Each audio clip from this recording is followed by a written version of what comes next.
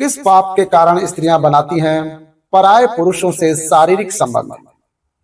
मित्रों, एक समय की बात है जब भगवान शिव माता पार्वती के साथ कैलाश पर्वत पर विश्राम कर रहे थे। तभी देवर्षि नारद कैलाश पर आते हैं और मां पार्वती और शिव जी को प्रणाम करते हुए कहते हैं, हे प्रभु, आपकी सदा ही जय हो, आप ही आदि और अनंत हैं। प्रभु, आज जब मैं पृथ्वी लोक पर भ्रमण कर रहा था तब मैंने देखा कि कई सारी स्त्रियां शिव महापुराण का पाठ कर रही हैं और आप ही की पूजा मन से मग्न होकर कर रही थी। जो स्त्रियां सर्वगुणों से संपन्न पति की चाह रखती हैं वे सभी आप ही को जल चढ़ाती हैं, सोमवार के दिन उपवास तथा निर्जला व्रत करती हैं, आपको ही परम परमेश्वर रूप में पूजती हैं। हे प्रभु, आप जैसे पति पत्नी बनकर 7 जन्मों के फेरे भी लेती हैं। हे प्रभु, एक शाश्वत सत्य यह भी है कि मां पार्वती और भगवान शिव की जोड़ी तीनों लोकों में अनंत काल से प्रख्यात है। किंतु आज मैंने एक विचित्र घटना को देखा कि कुछ स्त्रियां पति के आंखों में धूल झोंक कर अन्य पुरुषों के साथ अनैतिक संबंध बना रही थी। यह देख मेरे मन में 3 प्रश्न उठे। हे प्रभु, मैं इन्हीं प्रश्नों के उत्तर जानने हेतु आपके पास आया हूं। कृपया करके इस भक्त की आशंकाओं को दूर करें। तब भगवान शिव कहते हैं, हे नारद मुनि, आप अपनी शंकाओं को निसंकोच होकर कहें, मैं अवश्य ही आपकी शंकाओं का निवारण करूंगा। तब देवर्षि नारद कहते हैं, हे प्रभु, मेरा पहला प्रश्न है कि किस शाप के कारण स्त्रियां पराये पुरुषों के साथ संबंध बनाती हैं। मेरा दूसरा प्रश्न है कि पति से धोखा करने वाली स्त्री के साथ क्या होता है। और तीसरा प्रश्न है, पति के अलावा अन्य पुरुषों के साथ संबंध बनाने से स्त्री को कौन सा पाप लगता है। मित्रों, तब भगवान शिव कहते हैं, हे नारद मुनि, आपने समस्त नारी जाति के कल्याण हेतु महत्वपूर्ण प्रश्न किए हैं। इन सारे प्रश्नों के उत्तर मैं आपको एक कथा के माध्यम से देता हूं, आप इसे ध्यान से सुनें। जो भी स्त्री पुरुष इस कथा को ध्यान से पूरा सुनता है उसकी सारी मनोकामनाएं पूरी हो जाती हैं तथा उसे मन चाहा जीवन साथी मिल जाता है। जो कोई इस कथा का प्रसार करता है उन पर मेरी कृपा दृष्टि सदैव बनी रहती है। तब देवर्षि नारद कहते हैं, हे प्रभु, मैं इस कथा को ध्यान से सुनूंगा और इसका प्रसार भी करूंगा। कृपया करें, इस भक्त की जिज्ञासा को शांत करें। मित्रों, तब भगवान शिव कहते हैं, हे नारद मुनि, एक समय की बात है, ब्रह्मा जी ने जब सृष्टि निर्माण का कार्य शुरू किया था तब स्त्री की रचना करने में उन्हें कई वर्षों तक अभ्यास कर हर अंग और उसके अंदर गुणों की रचना करनी पड़ी। उसके मन को अति जटिल प्रकार से निर्माण किया गया, इसलिए स्त्री के मन को समझ पाना बहुत कठिन होता है। उसके अंदर सौम्यता और निष्ठुरता के दोनों गुणों को डाल दिया था। उसी प्रकार से उन्होंने स्वयं के शरीर से एक कन्या भी उत्पन्न की थी जिसका नाम अहिल्या था। यह वही कन्या है जिसको मिले श्राप के कारण आज कई सारी स्त्रियां पराये पुरुषों के साथ अनैतिक संबंध बना रही हैं। इसी अहिल्या की कथा में सारे प्रश्नों के उत्तर मिल जाएंगे। देवी अहिल्या अत्यंत सुंदर, गुणवान और चरित्रवान स्त्री थी, जिसे वरदान था कि वह हमेशा के लिए केवल 16 वर्ष की आयु की ही सुंदर कन्या बनी रहेंगी और कभी भी उनकी सुंदरता कम नहीं होगी। फिर एक दिन जब ब्रह्मा जी ने उसे शिक्षा प्राप्त करने हेतु महर्षि गौतम के आश्रम में भेज दिया था, वह कन्या इतनी सुंदर थी कि उसे सारे संसार के देव और दानव अपनी पत्नी बनाने की इच्छा रखते थे। किंतु जब मुनि गौतम के आश्रम में अत्यंत सुरक्षिता में शिक्षा ग्रहण करने के बाद जब उसे ऋषि गौतम ने वापस ब्रह्मा जी के पास भेजना चाहा तो उनके मन की पवित्रता को देख ब्रह्मा जी ने अहिल्या का विवाह मुनि गौतम के साथ करा दिया, यह कहकर कि आपके जैसा योग्य वर पूरे संसार में नहीं है। मित्रों, तब भगवान शिव कहते हैं, हे नारद मुनि, फिर कुछ दिन बीतने के बाद जब देवी अहिल्या गंगा तट पर स्नान करने हेतु गई थी, उसी समय देवराज इंद्र भी उसी वन में विहार करने के लिए आए थे। जब इंद्र की कुदृष्टि अहिल्या पर पड़ी तो वह उनकी सुंदरता को देख इतने मोहित हुए कि देवराज इंद्र अपने इंद्रिय की लालसा में उन्मत्त हो गए। मित्रों, जब इंद्र को इस बात का पता चला कि उनका विवाह ऋषि गौतम के साथ हो चुका है, फिर भी वह उनके पीछे उन्हें पाने के लिए पड़ गए। वह हर रोज उन्हें देखने के लिए छुप छुप कर उनका पीछा करने लगे। उसने ऋषि गौतम और देवी अहिल्या की सारी गतिविधियों को जान लिया और फिर एक दिन चंद्रमा के पास गए। मित्रों, भगवान शिव कहते हैं, हे नारद मुनि, जब भी कोई व्यक्ति अपने मित्र का चुनाव करता है तो सबसे पहले उनके आचार विचार एक जैसे ही होते हैं। जैसे कि किसी चोर का मित्र चोर ही होता है और संत का मित्र संत ही होता है। फिर एक दिन इंद्र और चंद्र ने मिलकर एक योजना बनाई, जिसके अनुसार एक रात को इंद्रदेव मुनि गौतम के वेश में अहिल्या के पास जाएंगे और चंद्रमा इस जोखिम भरे कार्य में उनकी सहायता करेंगे।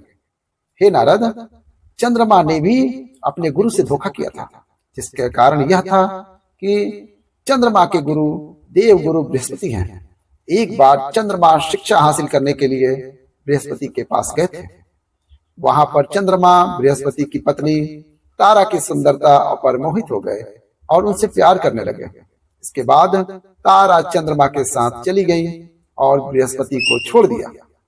चंद्रमा को भी इसके फल स्वरूप शाप मिल चुका था। मित्रों, भगवान शिव कहते हैं, हे नारद मुनि, फिर एक दिन की बात है, देवराज इंद्र और चंद्रमा की योजना अनुसार इंद्र ने महर्षि गौतम का तथा चंद्रमा ने एक मुर्गे का रूप धारण कर लिया और वे दोनों ही ऋषि की कुटिया के पास पहुंचे। अभी रात्रि का दूसरा पहर समाप्त होने ही वाला था, तभी मुर्गा बने चंद्रमा ने बांग लगा दी, जिस कारण से मुनि गौतम की आंख खुल गई और वे उठकर गंगा में स्नान करने हेतु घर से बाहर निकल गए। वहीं दूसरी तरफ महर्षि गौतम बने देवराज इंद्र ने अहिल्या की कुटिया में प्रवेश किया। तभी देवी अहिल्या को संदेह हुआ और वे कहने लगी, हे स्वामी, आप तो अभी अभी स्नान करने हेतु गए थे, फिर इतनी शीघ्रता से वापस लौटकर क्यों आए? कोई समस्या है तो आप मुझसे कहें। तभी मुनि रूप धारण करने वाले इंद्र बोले, हे देवी, मेरे मन में काम वासना जाग उठी है, आप इसे शांत कीजिए, फिर मैं स्नान पूजा आदि कार्य करने हेतु चला जाऊंगा। अपने पति को ऐसे व्याकुल देख देवी अहिल्या शर्माते हुए बोली, हे स्वामी, अभी तो प्रातः काल है, इस समय मुझे काम क्रीड़ा करना ठीक नहीं लगता। किंतु इंद्र ने अहिल्या को अपने पतिव्रता धर्म की कसम दिलाते हुए उन्हें शारीरिक संबंध बनाने पर मजबूर किया। मित्रों, भगवान शिव कहते हैं, हे नारद मुनि, दूसरी तरफ जब ऋषि गौतम स्नान करने हेतु जब गंगा तट पर गए तो उन्होंने देखा कि कोई भी अन्य व्यक्ति वहां पर नहीं था और काफी समय बीत जाने के बाद भी वहां गहरा अंधेरा छाया हुआ था। उन्हें जब किसी अनहोनी का आभास हुआ तब वे शीघ्रता से अपने घर वापस आए और उन्होंने देखा कि कोई अन्य व्यक्ति उनके जैसा वेश बनाकर उनकी ही पत्नी के साथ भोग विलास कर रहा है। ऋषि गौतम को देखकर अहिल्या और देवराज इंद्र अचरज में पड़ गए तथा शर्म के मारे दोनों ने झुकी नजर से अपने वस्त्र परिधान किए।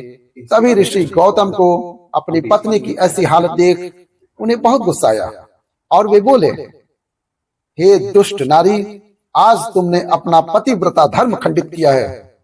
अभी इसी क्षण मैं तुम्हें त्याग देता हूँ। तुम्हें अपने और पराये पुरुष में कुछ भी भेदभाव महसूस नहीं हुआ है। तुमने देवी होकर भी ऐसा घृणित और असामाजिक निंदनीय कार्य किया है।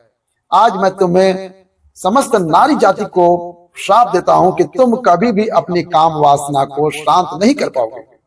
हमेशा भोग विलास की चाह में तुम अपने धर्म को भी भूल जाओगे। मित्रों, भगवान शिव कहते हैं, हे नारद मुनि, देवी अहिल्या अपने पति के चरणों में पड़कर उनसे विनती करने लगी। वह करुण विलाप करते हुए क्षमा याचना करने लगे। फिर वे अपनी पत्नी से बोले, हे अहिल्या, तुमने आज न केवल अपने पतिव्रता धर्म को भंग किया है, बल्कि तुमने एक गुरु का भी भयंकर अपमान किया है, जिससे मुक्ति मिलना असंभव है। मित्रों, तभी देवी अहिल्या ने अपनी दिव्य शक्ति से ब्रह्मा जी का आवाहन किया, किंतु दूसरी तरफ उन्होंने श्राप देते समय बोला कि तुम्हारा शरीर हमेशा हमेशा के लिए पाषाण का बन जाएगा। मित्रों, तब भगवान शिव कहते हैं, हे नारद मुनि, उसी समय ऋषि गौतम ने जब देवराज इंद्र और चंद्र की तरफ देखा तो वे दोनों मुनि के गुस्से को देखकर स्वयं के असली रूप में आकर मुनि के चरणों में गिरकर गिड़गिड़ाने लगे। लेकिन गौतम ऋषि ने अपने कमंडल में जल उठाते हुए देवराज इंद्र को श्राप दिया कि जिस स्त्री के यौन की चाहत में तुमने आज जो घृणित कार्य किया है, इसके फलस्वरूप तुम्हारे शरीर पर हजारों योनियां उत्पन्न हो जाएंगी। और चंद्र को भी उन्होंने श्राप दिया। मित्रों, उसी समय ब्रह्मा जी सहित अन्य देवता वहां पधारे और वे सभी होनी को टाल नहीं सके, क्योंकि मुनि श्राप दे चुके थे। जब इन सारी बातों का पता देवताओं को लगा, तब उन्होंने ऋषि गौतम से विनती की और अहिल्या के श्राप से मुक्ति का समय पूछा। तब मुनि गौतम ने बताया, त्रेता युग में श्रीहरि के अवतार राम आएंगे और इस पाषाण रूपी मूर्ति को पैर से छूने के बाद ही वह इस पाप से मुक्त हो जाएगी। तब तक के लिए इस स्त्री की आत्मा को घोर नरक की यातनाएं भोगनी पड़ेंगी। उसी यमराज द्वारा कई जन्मों तक नरक की सजा भोगनी पड़ेगी और उसे भोगने के बाद भी उसे तुच्छ प्राणी की योनि में जन्म लेना पड़ेगा।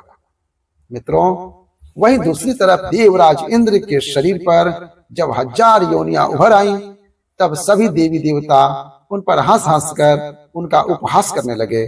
तभी इंद्र सहित सभी देवता ऋषि गौतम से इस श्राप का उपाय मांगने लगे। तब उन्होंने सभी का सम्मान करते हुए उन सारी योनियों को आंखों में बदल दिया। मित्रों, शिव जी कहते हैं, हे देवर्षि नारद, अब आप समझ गए होंगे कि आखिर किस श्राप के कारण स्त्रियां पराये पुरुषों के साथ संबंध बनाती हैं। और जो भी स्त्री दूसरे पुरुषों के साथ भोग विलास करती है, उसे कई वर्षों तक नरक की सजाएं भोगनी पड़ती हैं। जो भी स्त्री अपने पतिव्रता धर्म का पालन करती है, उस पर मेरा आशीर्वाद बना रहता है।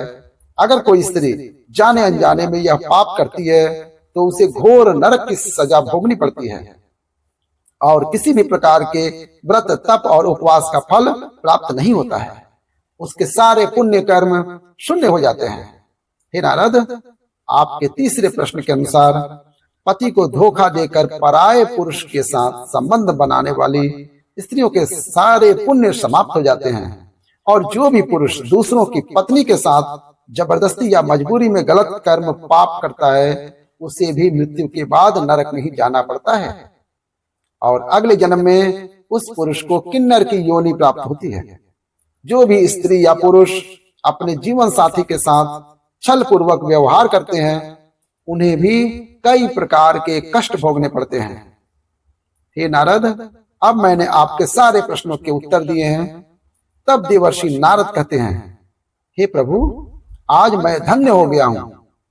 तो मित्रों, आशा करते हैं आपको ये कथा अवश्य ही पसंद आई होगी। तो कमेंट में सच्ची श्रद्धा से हर हर महादेव अवश्य लिखें।